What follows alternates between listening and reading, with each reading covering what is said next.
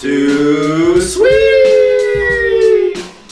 Hi, welcome to JD Sports. I'm Jared Hood. That's the way Garfield. I apologize, got a little stuffed up.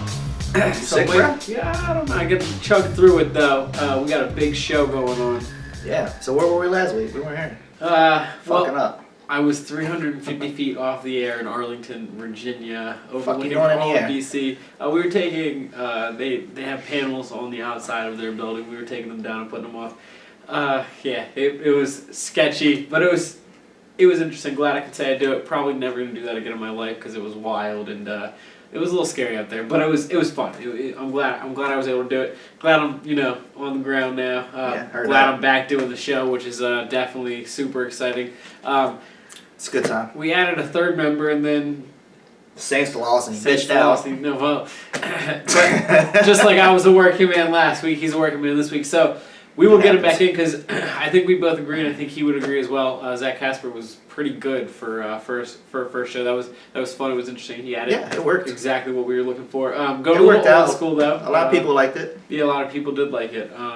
Go a little old school though, it's fun getting back just you and I sometimes. We got all sentimental. Unfortunately, we do have some sombering news to open up the show with two deaths. One, of just a legend beyond proportion that we will get into, and the other one is it's a tragedy.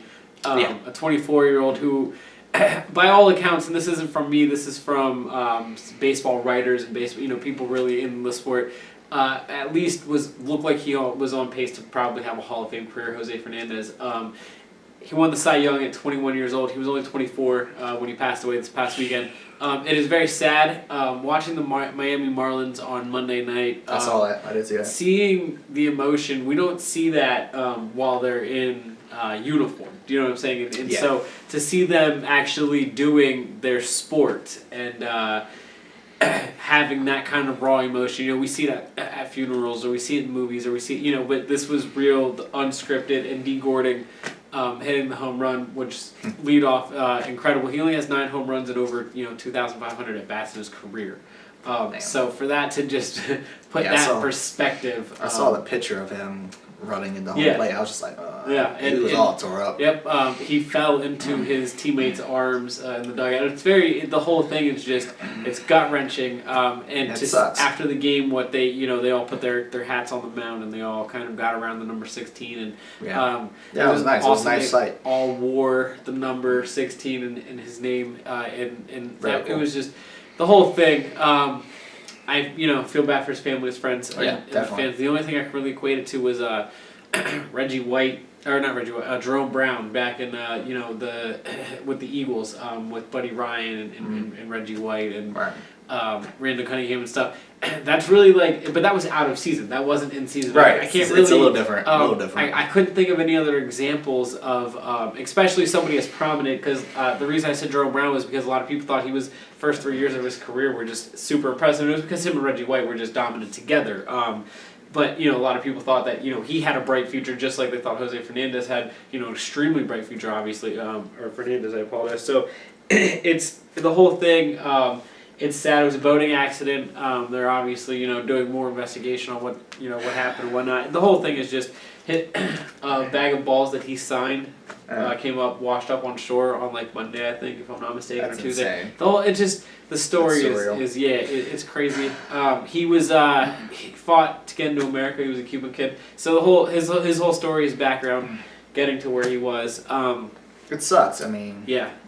There's no other thing to say other than it sucks. I mean, obviously, I don't watch baseball, I don't follow baseball, right. But all you got to say is 24 years old. We're of the age now where we're older than that, so now it's like puts it in perspective, right? And then you realize, damn, well, that's how many years I've been alive. So, and it's sad. It's sad, especially scary. Right? But we're of the age where we see people our age and younger, and it's just like, wow, that's real sad. And then you find out. I didn't know. Apparently, he has a daughter coming, an unborn daughter, so that just makes it even worse.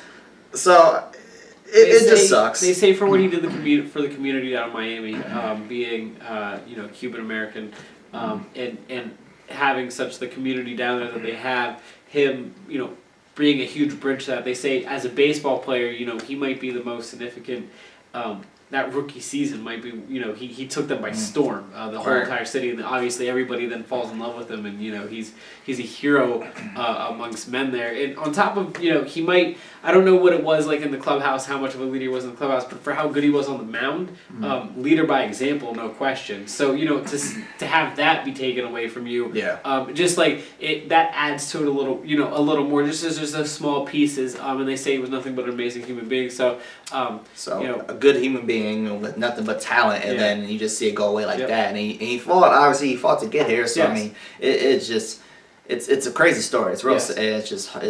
It is a heartbreak story. Yeah. It really is. The other unfortunate news: Arnold Palmer, one of the greatest golfers of all time. But outside of just golf, he has that Muhammad Ali, that Babe Ruth type name.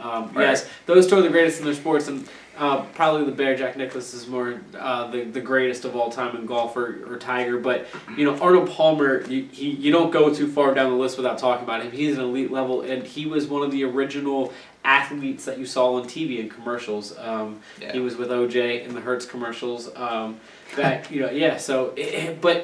was one of those original, and he was a golfer, which that was just unthinkable. And he bridged the gap between golf and the mainstream world, and it was even after he was golfing that he did the Hertz commercials, but those were what he was really known for outside of golf. And to see him over the last probably 10, 15 years, I've only really watched golf the last 7 or 8 years of my life. But I've seen a lot of the stuff that happened in the last 10, 15 years. That's what interests me into it. He was still around. He was still doing the par 3 at the Masters. He was still, handing off the jacket. He was still. There's a famous picture that ESPN put up. I think it was Sunday or Monday, of him and Tiger laughing really, really hard together when he was handing him a trophy, and it was just, awesome. It was really cool. He was always involved. I mean, that's everything I was hearing. That he stayed involved. He was still making millions and millions of dollars. He was the 4th highest moneymaker in all of golf last year. He didn't play one tournament. Yeah, they said he's been retired since what, the 70s. He's been or 80s? In the Hall of Fame for almost 40 years, if I'm not mistaken. That's incredible. Hey, great, good for him. He was one of the co-founders of the Golf Channel. I think in the mid 90s, if I'm not mistaken, or late 90s. So just things like that. Like, he's very, And I love this tea. Yeah, absolutely. And you have to, on top of that, he had endorsements left and right with things like that. Started his own little. He said he's been doing it from time he was a little boy, and it caught on well after he finished playing golf. It's kind of odd and weird, but pretty cool. Good for him. Yeah, definitely. He lived a long, fulfilling life. Yes. Unlike, the first one's obviously right, tragic. And that's why but at least separate of the two. Right. He was able to, as I said, his fulfill name, a life well lived. Is so impactful that it goes in that elite class that elite doesn't even really stand for what he really was. So trying to lighten the mood a little bit and get on to football. Is there any good news? Past weekend. Good news? Well, good news is we don't talk college football, because I would be going nuts about Notre Dame fighting Irish. You sure you don't want to talk about it? Ooh, I'm sure. I'm very sure. You want to talk about that defense? We talked about how I was feeling a little bit. Did somebody get fired? We talked about how I was feeling a little bit under the weather. We're just gonna let me not, get too fired up over this. I hear our fans would like to hear you have a Andy segment. You sure you don't want the show is not long enough for what I have to say about what's going on in South Bend, Indiana right now. I tried, people. We hope for the rest of the season that turns around. Then he's gonna want to talk. There might be a boiling point though, if it gets bad enough that I'll dig in on. It's the only word I have. There's a lot to get in. Obviously, as an Eagles fan, I would love to start off with Carson Wentz. Speaking of ugly, honestly, what I think the bigger upset, and I think there was a bigger upset than Philly beating Pittsburgh, Minnesota beating Carolina in Carolina. Carolina almost never loses at home. They haven't lost in almost 2 years at home. Cam Newton did not look like he had the swagger that he usually has. That defense traveled. I mean, that defense came to play. Yeah. Sam you have to tell me. It's funny because, quick story. I got both on my fantasy team. I got the Vikings very late in the draft. For some reason, they were still on board. So I was like, I throw them on the bench. Right. Yeah, I started Carolina and Minnesota. I ended up putting double-digit points in my fantasy league. I was like, wow. That's kind of telling when you think about it. Sam Bradford played way better than you could have expected. The last 8 games, I was saying, of last season, he played really well for the Eagles. he looked like he was poised. I think he always had the talent, but I would have thought it would have been a close game. I would have never thought they would have almost doubled him up in points. Minnesota's defense definitely came to play. Cam Newton did, like I said, he didn't. I don't think he had the swagger that he usually comes to play with. And it looked like they threw the offense off a little bit. And their defense plays off their offense, but their defense, if they would have stepped up, made a couple plays, moved the offense around, the whole thing. Just Carolina did not come out great as a unit. Right. And Minnesota came out and looked impressive without Adrian Peterson. So I gotta ask, because you're the big Cam Newton person. Yeah. Is it more so people are figuring out what Cam Newton's going to do and what he does, or I don't know? You were talking about the defense. Minnesota's top 10 defense. Minnesota's might be a top 5 defense. Are you saying Carolina's missing Josh Norman? Are you saying Cam Newton is I'm saying being that, exposed a little bit? What are you saying? I'm saying that offensive line. There's some tape on Cam now. With good front sevens, it's not necessarily the offensive line is good, but you're just always going to struggle against elite front sevens. Against the Denver twice in a row, we saw that. You have Minnesota was an elite front seven. Obviously, Cam, when you're a running team the way Carolina is, the rules are set up to be a passing team. So when you have teams that play physical defense like that, like you had the Seahawks, which Cam beat them in a close game last year twice, once on the road, then once at home. Even though he kind of blew them out in the first half.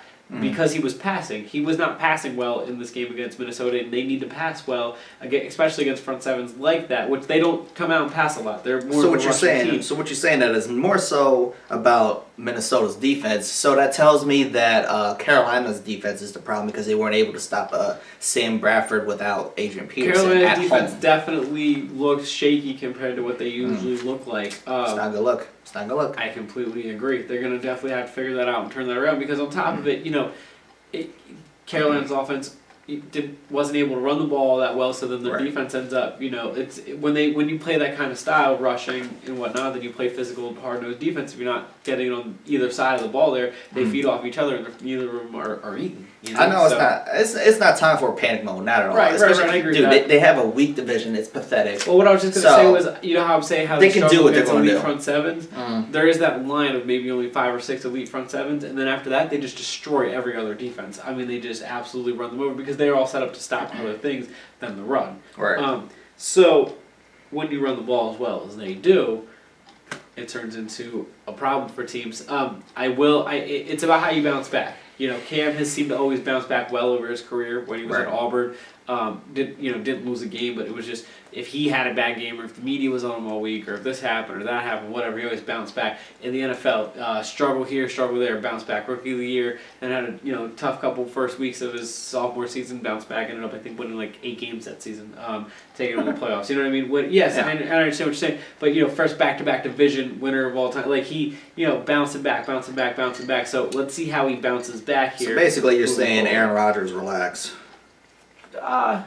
Yes, and if we go another 3 or 4 weeks and he continuously looks like this, or they continuously look like this, yes, then there's a conversation. Early. As far as I'm concerned, and this is going to be a theme throughout the rest of the show, I can promise you. It's too early to be judging a whole lot. Yeah, you can get a feel, but what's fun about things the NFL things can change up. What's fun about the NFL is that this is week 3. You're able to still feel like it's a coin flip as well because teams go from last to first all the time. That with the salary cap, it's designed to do things like that. So then you're not. It's not crazy to see teams just fall off and have really bad years after they had incredible seasons like Carolina did. That's why the skepticism is there. See me in 2 weeks. I agree with what I always say, like I said about Dallas. I said when everybody was talking about the Dak Prescott, which we're gonna get to, but.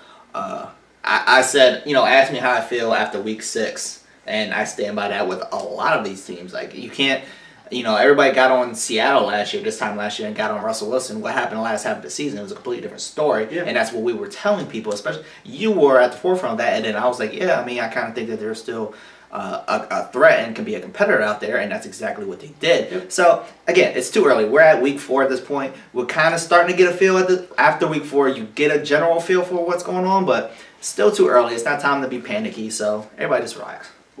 What I'm trying to do as an Eagles fan is... Let's go back to this relaxed word. I'm trying very hard. I'm going to try my best to be relaxed this segment. Carson Wentz looks very good. It's not just Carson Wentz that looks good. He looks good because of how good their defense looks, how good they ran the ball, the offensive line looked good, and the wide receivers are catching the ball, which they were not doing that much last year or the year before. for Sam Bradford last year, the year before for Nick Foles.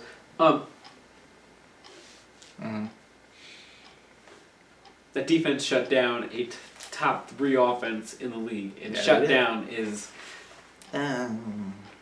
outside of Antonio Brown, nobody did anything, and Antonio Brown didn't get a touchdown, which is awesome and impressive.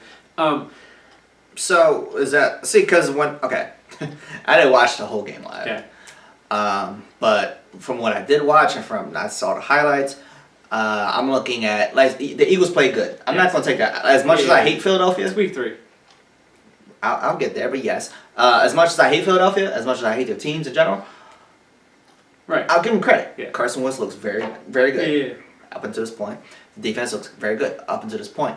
But everything I saw what the Steelers weren't doing. I saw drop passes. I saw Ben just not hitting these guys. I saw their secondary just not even covering guys, like gaps, like 5-yard gaps, and the Eagles are catching balls, and I'm like, what is going on? I pointed out after the Washington game, after when we did the show right before week 2, I said Ben was missing a wide open Antonio Brown a lot in that game. He did it again, and he was doing it pretty much in the Cincinnati game too. It's going to happen, but when it becomes a consistent thing, it's only 3 weeks in though. So does their offense turn around? They're so talented. When Bell comes back, they had one bad week. The first 2 weeks they were solid. So right. I mean, exactly. To me, this is that's a really good front 7.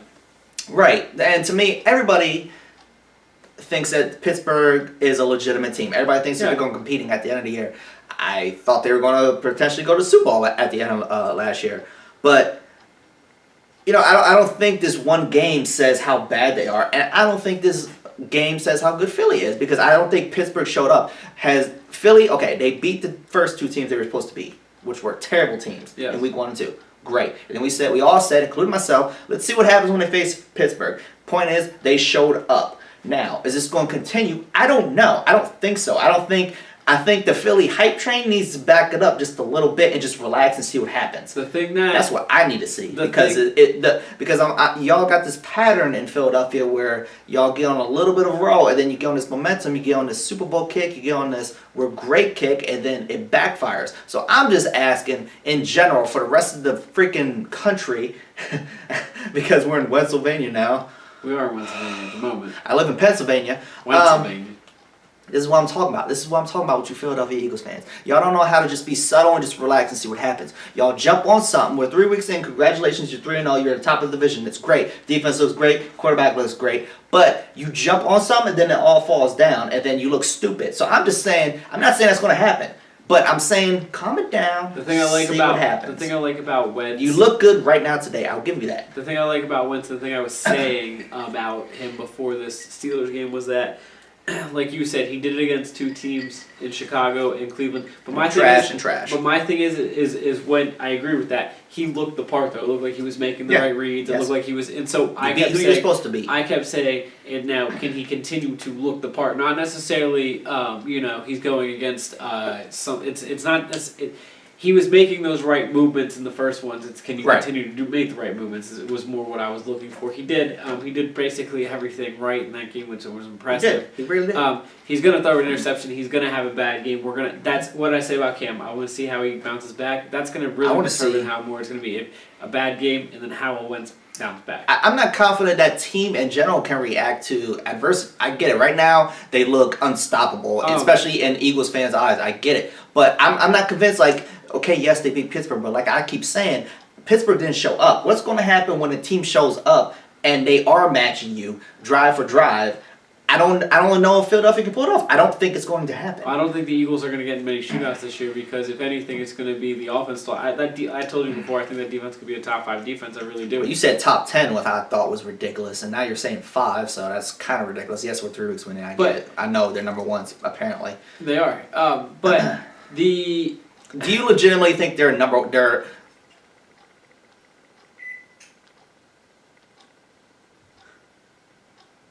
the fuck?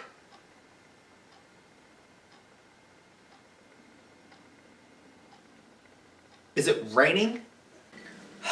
We're still on Wentz. Yeah, so okay. What would I really like? You gonna talk about how that power outage just went out?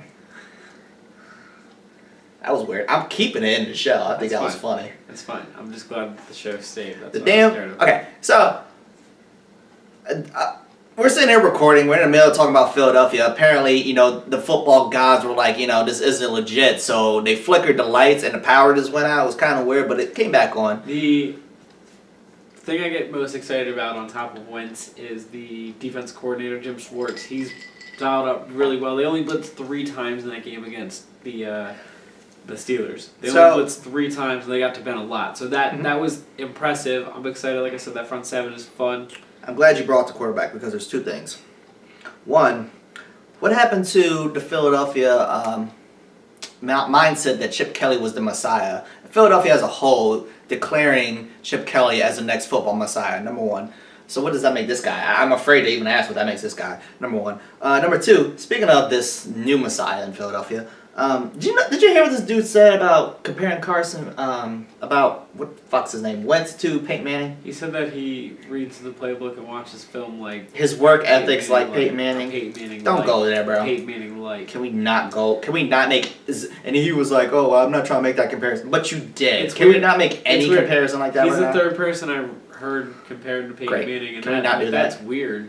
Just don't do that. That's weird. You're setting him up for failure. Because when the first game that he the first game that he plays miserably, we're gonna quote that, and he's gonna look, and it's gonna be bad, and then we're gonna be like, oh, I thought he was Peyton Manning. He's bound to have it's not fair. It's not. Frankly, it's not right. But I'm saying, and trying to defend this boy now, you do all have bad games, but you can't set him up for that because he's gonna get attacked. That's not fair. I think that he's. Is he the Messiah? I think he's had really great play calling. I think he's done a good job of letting Schwartz control the entire defense. Is he the new Messiah? It seems like he's starting off to be a better version of Andy Reid because he can clock manage and he runs the same system.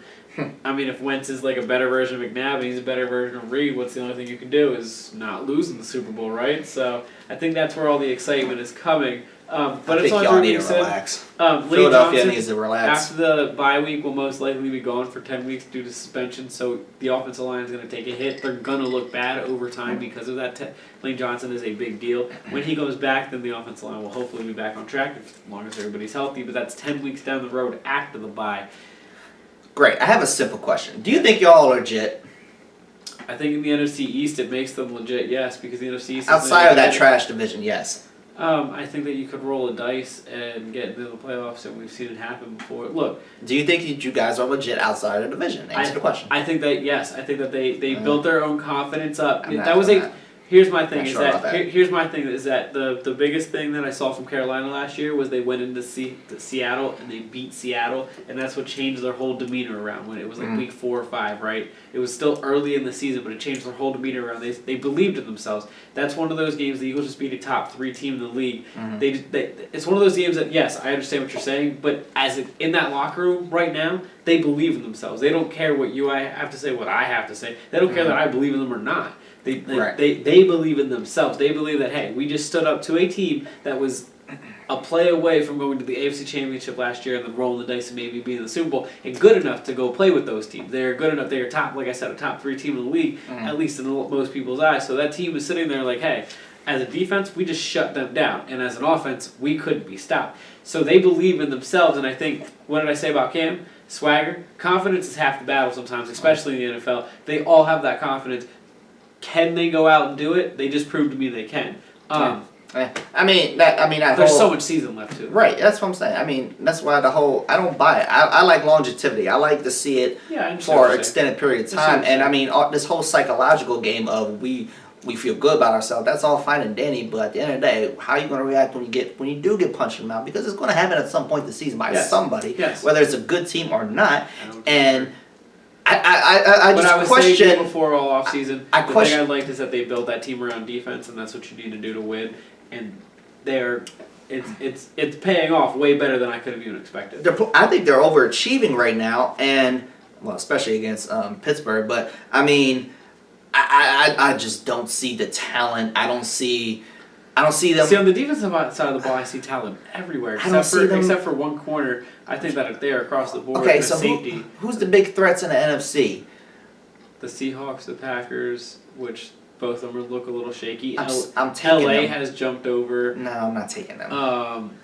Carolina. I'm taking them. I'm taking Seattle. I'm taking Carolina.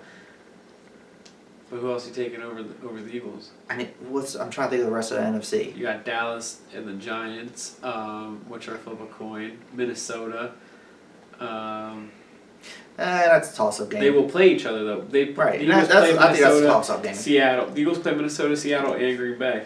So you'll find out. We gonna find out. I think this whole Pennsylvania, whatever the hell hype needs to relax because this is what you guys do. I think the franchise, the fan base as in general, this is what y'all do. Y'all get a quarterback that's a little successful, and then y'all blow him up into mega superstar. And then 3 years from now, we're saying, well, he wasn't any good, and then we draft another quarterback, and then he's the future. This is what y'all do. I think the future is here. I think Pennsylvania sticks. So did Kevin Cobb. So did Nick Foles. No, they were the futures too. Yeah, they were the futures too, Philadelphia. This is what y'all do. You didn't like Nick Foles. You the only one. Can you please tell the fans after that 7-game touchdown who was the first person telling you trade him because his stock will never be so high? You the only one that didn't like him. And after that season, I said, Chip Kelly, get rid of him. Go get yourself a real quarterback. And he waited 1 year too long. But hey, I'm the one that said it started Carson Wentz. And he ended up. Yeah, you are. And then he ended up coming out and getting Bradford. Anyways, not the point. Point is, y'all need to relax. No, the reason I said that you could call Pennsylvania just because won the Battle of PA. Give him a week. Give the kid a week. Huh? It's fun. It's like when you go to high school. You know what I mean? No, because this is what y'all do. You win the trophy for the week. This is what y'all do. This is what the Philadelphia fan base does. They got the fake rivalry for the week. This is what y'all do. Y'all take something that's good for a little bit, and then you blow them up, and then they fail, and then you're like, oh, well, he wasn't the future anyway. This is what y'all do. Oh, no, he's the future. Y'all build him up for him to crash down. Then when the crash happens, then you're like, well, who we drafting? This is what y'all do as a fan base, as a whole. It's historic. Ask anybody not a Philadelphia fan that lives in this area. Well, that's what every fan does. Skirt. Outside of the Steelers and the Patriots, who's consistently not doing that right now. Well, how's Dallas over the last 20 years? It's the same exact thing. How's Washington? How's Jacksonville? I know a lot of fans in this area that are not Philadelphia fans, and a lot of them have crappy teams, and a lot of them don't do that. They don't look at the quarterback and put him as Peyton Manning, and then when they fail, oh, well, he kind of sucked anyway. Who we drafted next, coach? Chip Kelly's the Messiah. He's a future. He's the next Bill Belichick of the system. Every team without a consistent quarterback does that. He's the next Bill Belichick. This is what y'all do. Romo, but this is what y'all do. This is your fan base. This is the fan base. This is what y'all do. Y'all blow everything up to the moon, and then when it fails, act like it didn't happen. The Dolphins. Act like you didn't say what you said about them. The Browns. This is what y'all do. Go ahead. Act like y'all don't do this. I'm just saying. Look at Pennsylvania. Do I have to say anything else? This is what y'all do. Across the board. Pennsylvania. This is what y'all do. Right? Am I not wrong here? Is something named after David Carr in Oakland?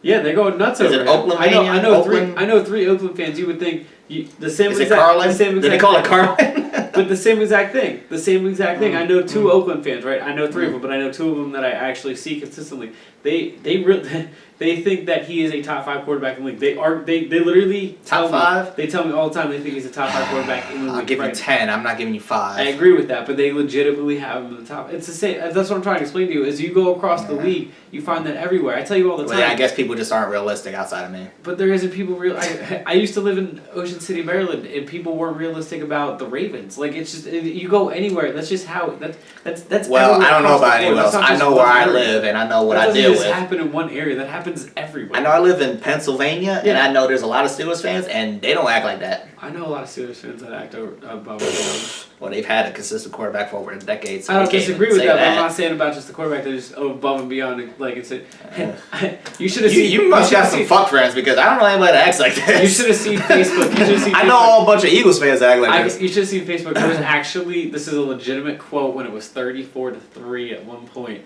Somebody said. With a bunch of F words and other curse words in the middle. Yeah, it's just not necessary. The overall sum of it was, this happened and this happened. Throwing nothing but underneath screens. Big Ben was throwing nothing but underneath screens, and the Eagles got lucky. And that I was like, okay, but that's what I'm trying to say to you is in every fan base you have people like that. Look. Shout out to I know a bunch of bunch of Steelers fans. Shout out to Bobby. He's a big-time Steelers fan, and he talks a lot of shit. Yeah. He was the first person who went on Facebook and said, "Congrats, Eagles, y'all got that." Now, I don't know. Maybe you just fuck with people that are just out of their mind. No, but But I know a lot of people that were acting differently. You saw me at the bar the week before. Did you see me at the conversation with the Steelers fan? I was there.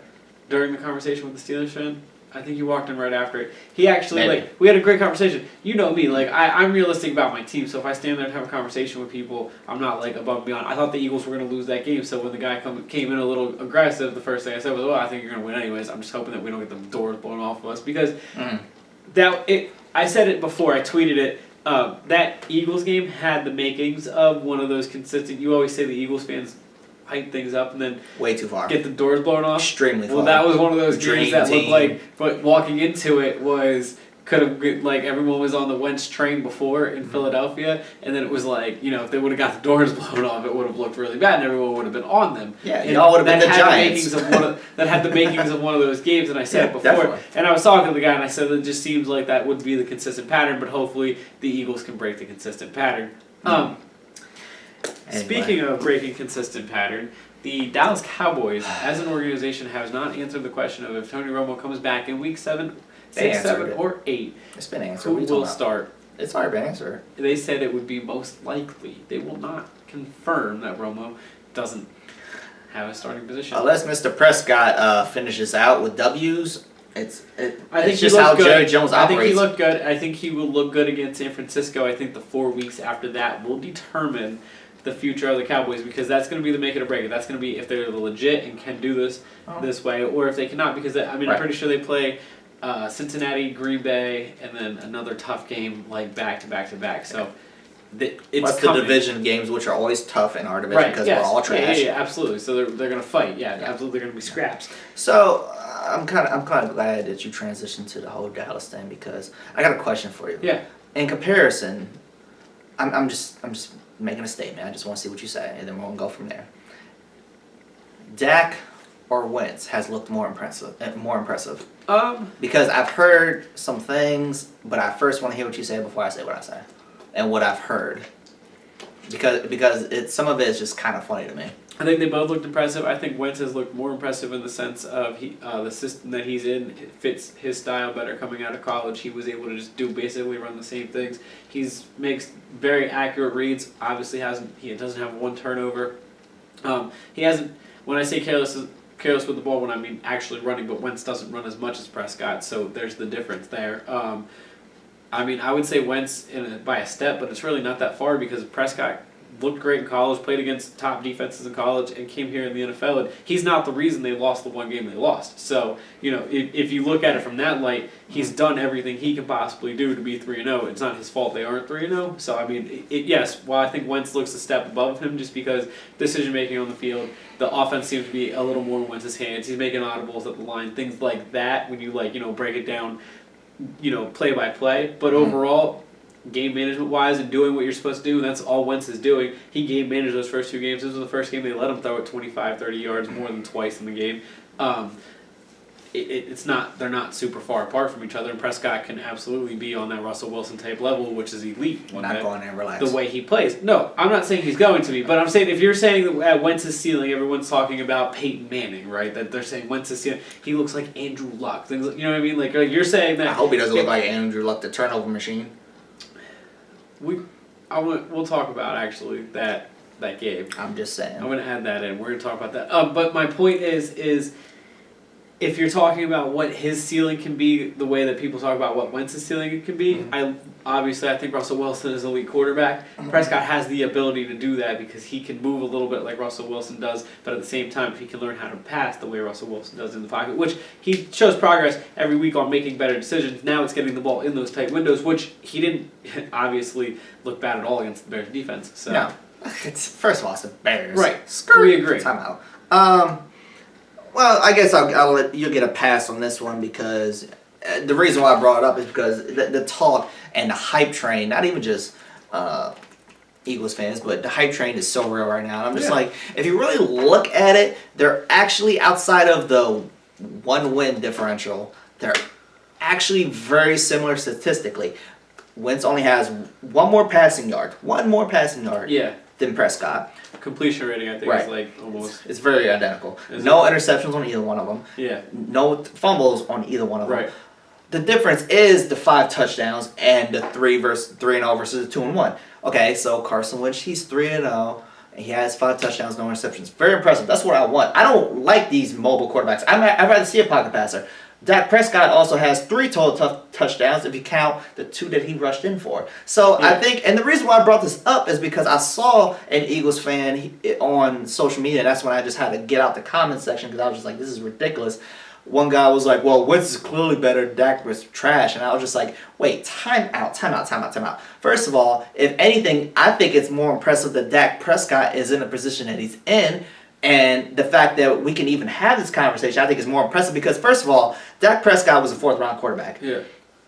Hello. Carson Wentz was what, 2nd pick overall? Yep. I would hope that he's playing like a second pick in the draft, number 1. Number 2, the numbers, as I just said, are very identical. And you want to talk about poise, I said it before, Dak looks very poised. I'm actually very impressed. He does, and he calls audibles as well. Yes. It's very impressive. He also has a decent or solid running back. Then I also saw some tool bag before. This was before I closed out. I saw some tool bag saying, "Well, anybody can play a quarterback behind that line." No. I'm sorry. What happened last year with how many quarterbacks? People just look stupid when they talk and they don't know what to talk but they don't understand what they're saying. Running back behind that line, not quarterback. It's just a whole lot of talk. Bottom line is he has no turnovers, just like Wentz. Wentz does look impressive, but to say that they both don't look impressive, I think is foolish. And I think to put Wentz on this pedestal but have Prescott kind of all the way down here, I think it's kind of ridiculous. Are they on the same level? Probably not. And nor should they be. That's why they were drafted so far apart. What I think the difference is Prescott deserves a lot of credit for the position that he's putting Tony Romo in. I agree with what you're saying. The Wentz looks very good. I won't take that away from him. I think what the thought would be is the difference is you have those Wentz throws for 20, 30 yards that are going above the defender and, dropping right in the basket where everything has been short for Prescott. Not Prescott's fault, though. That's not Prescott's fault. Because a lot of people say that's wrong. Because the week prior, not last week, the week prior, he was like 6 of 6 at one point for over 20 yards deep. So that's incorrect because he does get the ball deep. But yes, he does have a lot more dink passes. He really does. But when he does throw it deep, he can't hit it. He, like I said on our last show. Though. Like what I'm saying is on the highlight film, this is a credit to Dak. Dak's finding the guy who's wide open. He's finding Cole Beasley in the middle, 25, 30 yards down the field. Overshoots it. Yeah, I agree with it. But that's a problem. But what I'm saying is like there's those highlights of the defender being right there that Wentz is to overthrow, and that's what people are seeing. That's what the difference is in their mind when you're saying that they are. People act like they're so far apart. It's because on SportsCenter they see the defender standing there, and for Dax they're not seeing that because they're not showing those plays because Dak's putting them in a position to score. And you know what I'm saying? I get it. I just think it's funny because it's all about what ifs, but Dallas could easily be 3-0 too as well. And I'm just wondering. I think it's a little closer conversation, but than what people are giving credit for. But I just think that Dak deserves just a little bit more respect and credit for what he's able to do. So I think he's the future? I don't know. So you don't think there's any thought of leaving Romo out if they're on a roll? What did I say last year about Peyton Manning? I said you go with the surefire bet, and I know a lot of people are going to be like, well, Peyton Manning or Tony Romo, he's not a surefire thing because blah, blah, blah, blah. But I know Jerry Jones. I've dealt with him my whole life. He's a stubborn old man. Yeah. He's going to stick to the man that he just paid all this money to, unless Dak wins out or maybe loses maybe one more. Because, I forget what week it is that Romo's supposed to come back. 6, 7, or 8. I'm pretty somewhere around there. Unless that happens, Tony's getting the job. Unless Dak wins out, right, I agree. He's getting the job back. It's his. It's just how it is. Now, next year, does it become Prescott's? Potentially. I don't know. Is he the future? I really don't know. Right now, he looks good. I'll give him that. Well, we spent a bunch of time on our 2 teams, so I want to run quickly through the rest of the East. Washington went to the Giants. Giants came back to reality. Beautiful. It was just... That's all I gotta say. Josh Norman had 100+ yards on him, Odell had a bunch of catches, 100+ yards on him, but Josh Norman, I think, won. I do. I think I know he had 100+ yards. It's still... I think the net won. Yeah, that's very true. That shit was funny, dude. First of all, he was crying. He was crying because Peyton Manning sucks. Eli. Oh. I'll see you for Tuesday. Right. Skirt. Eli sucks. You can pencil. I've been saying that for years, though. I can say that as well. You can pencil Kirk Eli Cousins in. isn't any better. No, not at all. But you can pencil Eli in for an interception on Sunday, and that's exactly what happened. So, there's not much more we can say about that. We'll get into them more throughout the season. Trash. I want to talk about Rex Ryan most likely saved his job because if they lose to Arizona, they probably lose to New England, and an 0-4 start, he probably gets canned. He beats Arizona. Is this a 4 o'clock to 1 o'clock thing that I always talk about? Or, like, what is this? Because Arizona, that's 2 games now. Arizona could have won, should have won, didn't win, got the Carson Palmer's looking horrible. Horrible. They're looking horrible. old, and I was bad. so hype on them before the season because what I say, they brought everybody who touched the ball back last year. It was the most impressive thing I've ever seen. Looks like they needed new faces. The defense isn't stopping anybody. Carson Palmer's playing like ass. I don't understand it. Everybody looks kind of foolish for making fun of Rex Ryan. He ends up the offense scored a ton of points against a really good defense, and then the defense shut down a pretty good offense. That was the other surprise of the week. I don't see it being foolish when Rex potentially loses his job at the end of the year. So I know maybe it's just me. Maybe I'm, can't get past the Jameis Winston thing. But I think another surprise was L.A. just absolutely brutally beating Tampa Bay Bucks. Yeah, definitely. That was absolutely incredible. Yeah. LA is no now sense. 2-1 after getting beat 28-0 the first week. It's the weirdest thing in the world. They beat Seattle and then they went on the road to beat Tampa Bay. It is so weird. The whole thing just. Dude, we were Jeff saying, Fisher's like 8-8 usually, and here he is 2-1 looking good. Like this is. I mean, I don't know if he looks good. I'm not going that far, but they look good those last 2 games. The last 2 games. The maybe. defense is incredible. But, I look at Tampa Bay, and we were talking about it with Wentz. I mean, you're going to have a bad game, and Winston just had a bad game. Yeah, but he had a bad game last game, too. He needs to bounce back and have a good game the next 2 or 3 weeks. He does. He definitely needs to bounce back, but I think we both will sit here and say that he has the talent to do that, and I think they're going to. I agree. The last thing I want to talk about is you brought up Indianapolis, and you were so mad at Andrew Luck. Can I just? I know you can't stand Andrew Luck, and I don't. Okay, skirt timeout because it's not that I. You don't like that everyone him. puts Andrew Luck. I put him as He's the best. on the pedestal that he didn't deserve. He's an elite quarterback. He's a top quarterback. Stop. He's finally. He's a top 3 quarterback. I'm done with you. In the league. Stop. Can I put this in perspective for you? You see what I mean? He has like the most turnovers out of anybody. Do you realize that? Is that the team's fault? Can I put this in perspective for you? 2 things. And Go ahead. Top 3 Hall of Fame Andrew Luck. I don't endorse gambling, okay, but I'm going to break down I don't hate Andrew Luck. How Vegas works. Vegas takes you position by position, player by player, team by team, and says that that's how they come up with their points, right? They come up with, okay, this guy's worth 2 points, this worth 4 points, this guy's worth 1.5 points, this guy's worth half a point, right? And then home field advantage is worth 3 points. San Diego was favored by 1 point going into that game. The only position that they were rated lower than Indianapolis was quarterback. Andrew Luck single-handedly won that game. And that's the second time he did that this year. I know he has a ton of turnovers. I also want to bring up another thing. Bruce Arians, since he left, he was in Andrew Luck's first year. Andrew Luck had the most, I think it was the first quarter points, or they were in the top 5. The Colts were in the top 5 first quarter points. Since Bruce Arians left, they've been in the bottom 3 of first quarter points.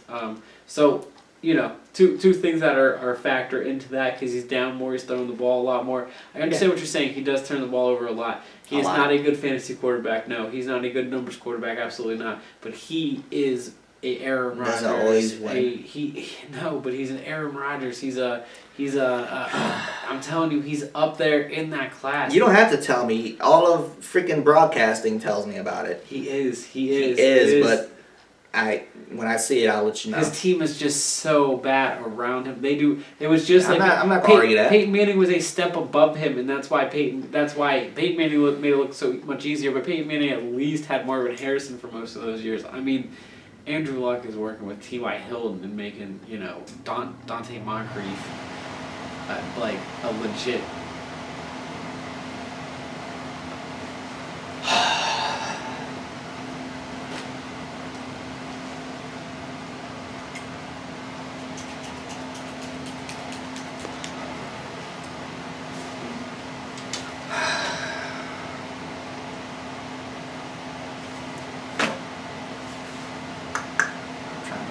Breaks were. to me.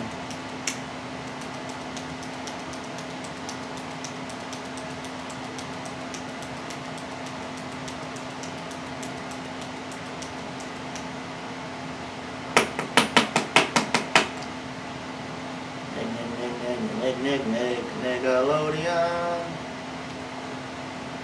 Andrew Luck's Hall of Famer.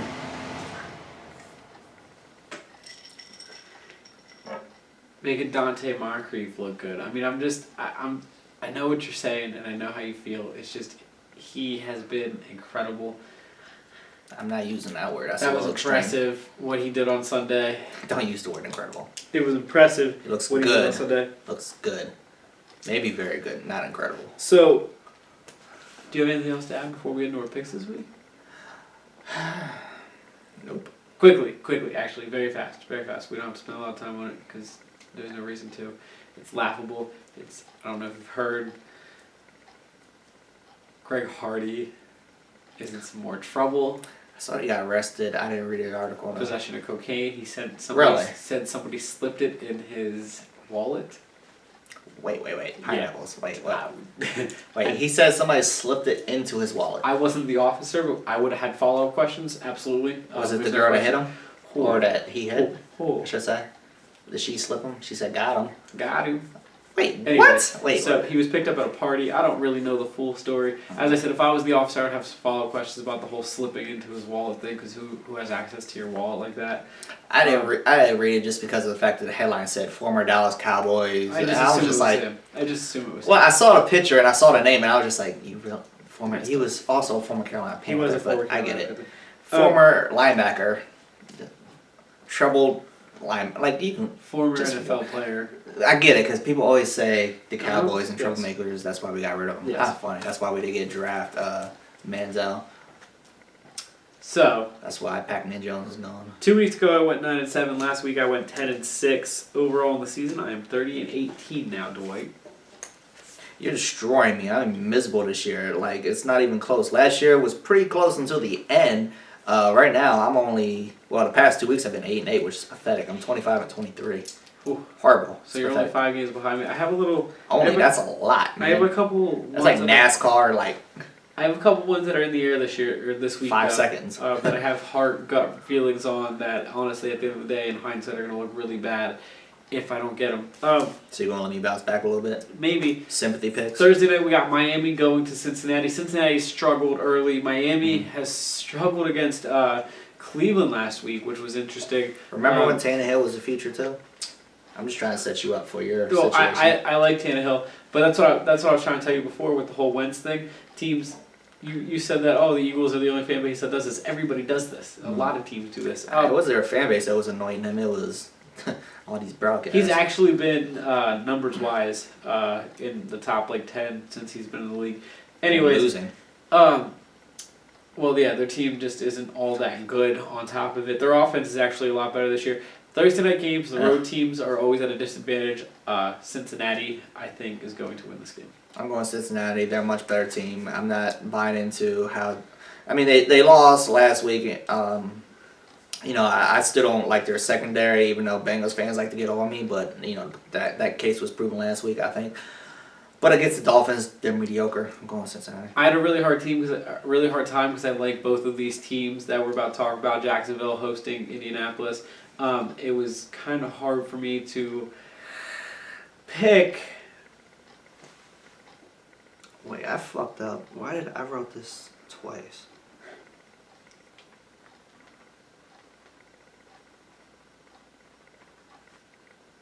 Jacksonville just let you know, but it's okay.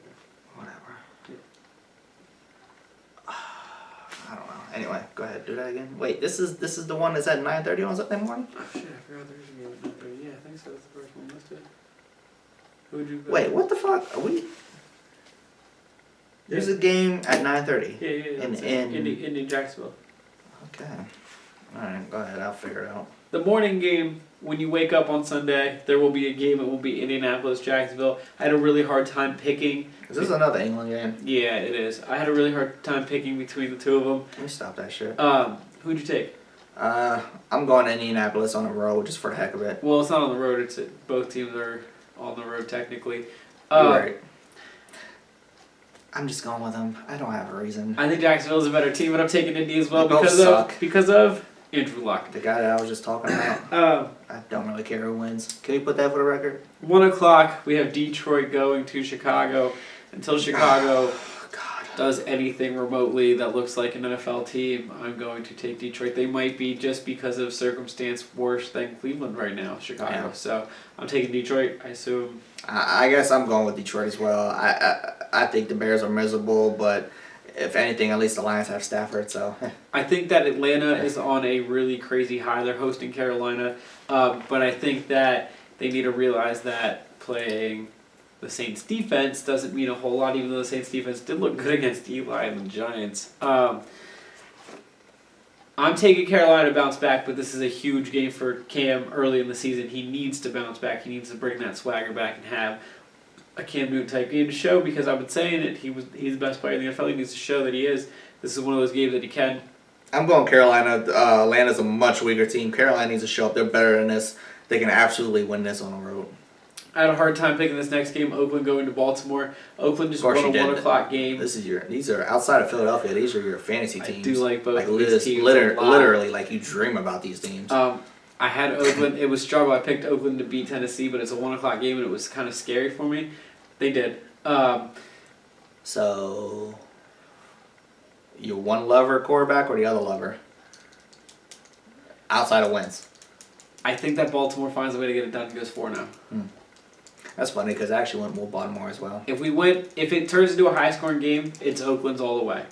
It's going to have to stay in the 20s for Baltimore to win this, but I think Baltimore wins. I think as much crap, especially last year, I gave Baltimore, I think their defense can always, kind of just step up in certain situations. I think this could be a situation where they could step up against Oakland at home when Oakland's traveling across country. I think they could step up in this situation. I'm going with Baltimore. Now, Buffalo going to New England. I told you that I was kind of sketchy on a few. I don't like just going on a feeling. I'm going with Buffalo. Ew. Thank you for that, W. I'm going New England. Why is this even a question? You know how much I love New England. They just won on like their 12th string quarterback. Belichick is the greatest coach. Belichick is the greatest coach of all time in my eyes.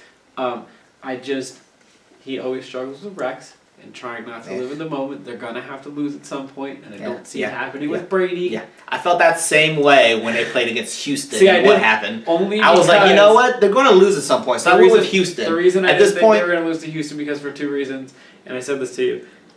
Thursday night, what do I say? Road teams Thursday night? Not good. Never a good combination. It's a short week going on the road. No, you do that, but the record shows it. Just really bad. I think there's only 2 wins in the last 3 years. That's fine. The other one is it was Bill O'Brien going against Belichick, his former. Belichick was going to own his former, coordinator, coach. I'm just saying. Until further notice, I'm going New England. I cannot. I'm taking Buffalo. I'm taking Buffalo. Makes no sense to me. Another one I had a hard time with, and I actually took it because of, I know this is false hope, and I know I'm just kind of a Redskins hater, but I took Cleveland. Really? Why? Yeah, because Cleveland played a really tough game in Miami last week. They looked like they had a little bit of heart. Their quarterback surprised. Because they scored 25-plus points in the last 2 games. Right. Washington struggles to score points. Now, the only thing I do think is that Deshaun Jackson, if he has a big day on Joe Hayden, then, they can end up scoring 45. But outside of the deep ball, I'm not worried about Cleveland at all. I think that they could pull this win off.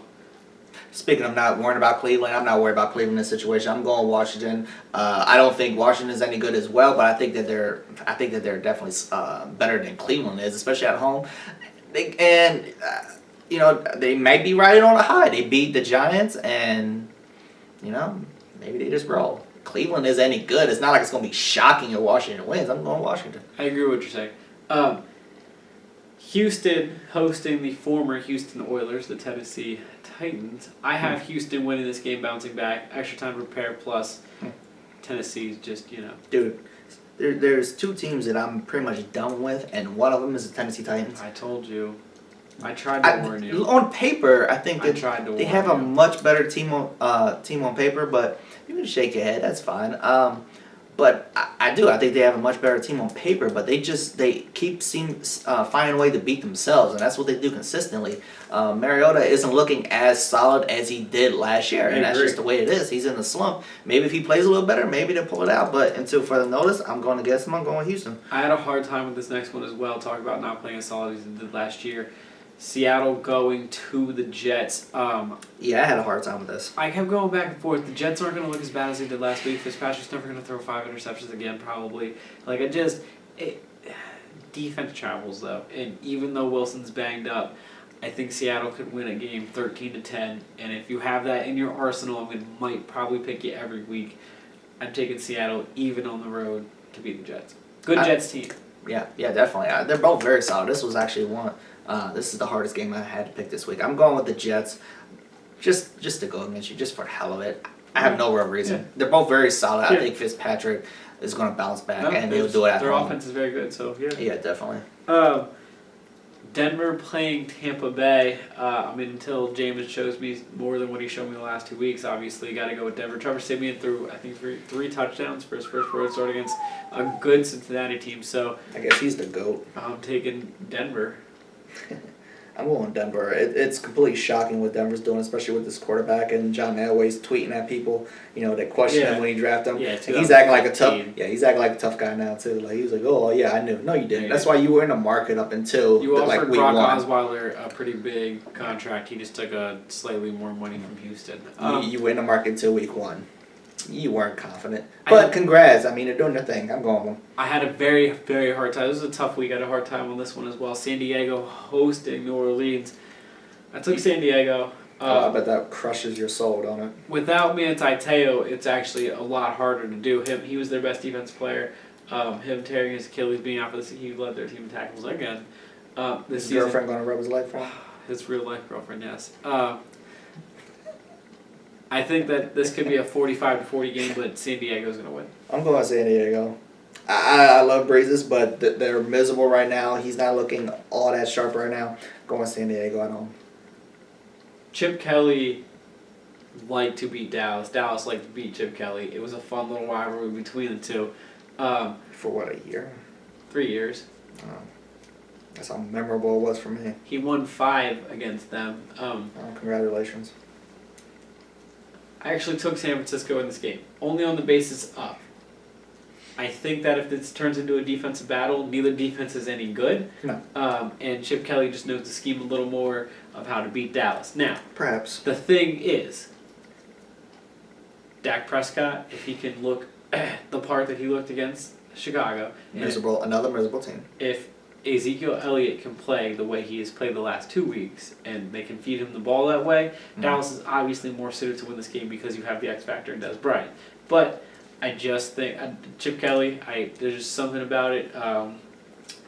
Blaine Gabbert actually looked good the last couple weeks. It's kind of weird, even though they got the beat up by Seattle, he actually looked good in Seattle. It's the whole thing. I have a feeling. It's just why I told you I have a couple feelings this week. That's one of them. Plus, Dallas has a tough schedule coming up. Yeah, this is one of those games that they could overlook, and that is as big of it as anything for me. Honestly, objectively looking at this, it was kind of a tough pick because I could easily see San Francisco just pulling it off. But I could easily see Dallas winning by 20 points as well. That's the thing. Yeah, right. You don't know what Dallas team is going to show up. At this point, I'm going with Dallas. Like you said, the schedule's going to get harder. I think they're going to lose a lot of games coming forward as well.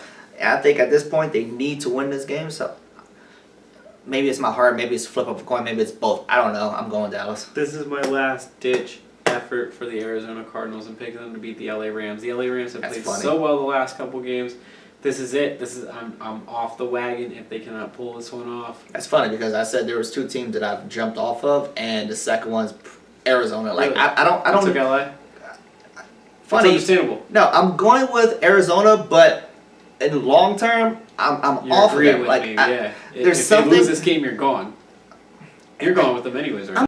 I'm going with them. I'm going with them just because I don't think LA, I almost said St. Louis, same damn thing, is any good. Yeah. But moving forward, do I think Arizona's a threat at this point? I'm kind of jumping off that because they look miserable out there. This week, Palmer looks pathetic. This week was such a toss-up that I think I could probably win 3 games. The Sunday night game is Kansas City at Pittsburgh. Like, what do you do in this? I'm taking Kansas City because of how good their defense looked. But Pittsburgh is going to bounce back. They're going to have one of those offensive games where Ben throws for 500+, and Antonio Brown has 150 with 3 touchdowns. And it's just, but Marcus Peters is so good. I took the Kansas City Chiefs because defense wins games. I think their defense is better. I think Kansas City's offense isn't too far behind. Kansas City offense scores a good amount of points.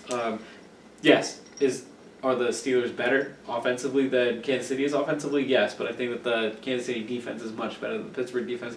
I think that's the difference right there. Andy Reid has to have good clock management, which is always a toss-up with him. It's never going to happen. I'm going with Pittsburgh. I think they're going to play angry. I think we're going to see the Pittsburgh Steelers. They need to make a statement. Like I said, this could be one. This has one of those 500-yard-plus games written all over it. Bro, it's Sunday Night Football. It's in Pittsburgh. They're angry. They got embarrassed by, frankly, in my opinion, a weaker team. So I think they're absolutely going to show up and pull out this W. What about Monday Night Football? Just because everyone always is going to pick Minnesota to win this game, this has one of those Eli wins it written all over games. I'm picking Minnesota. He really could, though. That's what's sick. It's a tough week. It's just one of those kind of weeks on the NFL. I really think I could win maybe 3 games. I'm taking Minnesota in this one. I do have confidence that Sam Bradford is going to get it done.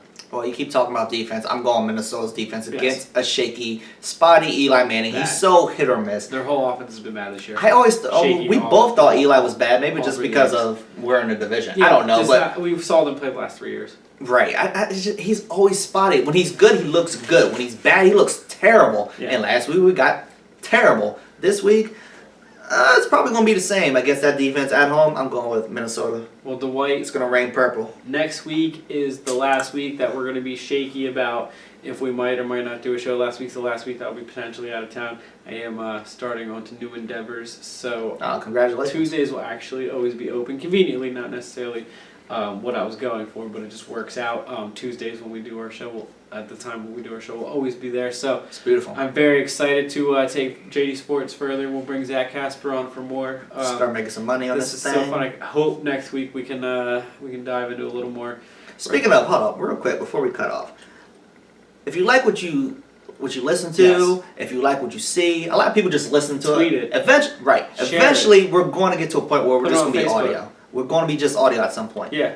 But if you like what you see, you like what you hear, you listen to it weekly, share it. Yes. That's how you're going to help us grow. That's how you're going to help us just expand and reach masses is by word of mouth. We're not going to grow just talking to our circle. No. We need to expand upon that. Yes. And we get a lot of people to say that they like us. Yes. In order for us to continue. Thank you for watching. Right, absolutely. We're going to keep going. We're not stopping. No. So to help us. We enjoy this a lot. To help us. Share it, retweet it, like it, join the Facebook page, all that jazz. Share it, let people know, spread the word. We're just going to keep this going. We appreciate y'all that do watch weekly, but we just want to keep it going. Yep. We can always grow. We're going to keep it going. JD Sports, we got this. I second everything he says. Rest in peace to Jose Fernandez and Arnold Palmer, legends. Absolutely. Thank you for watching JD Sports. Good night, Australia.